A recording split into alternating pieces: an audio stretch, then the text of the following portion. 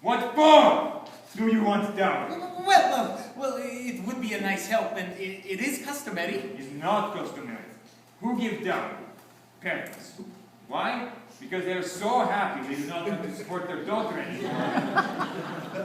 They pay money. I do not support Trina. I do not care if Trina gets married. Why then should I pay to have her married? I never thought of it like that. It's insult to girl to pay dowry. If I do not pay dowry, will you still marry Trina? But I don't know. You don't know.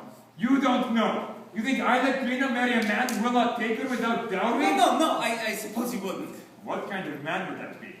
I ask you, what kind of man would that be? Well, not a very nice kind of man. And are you that kind of man? I don't think so. Then you don't want dowry. No, I guess I don't. Good. Good. You're a good man.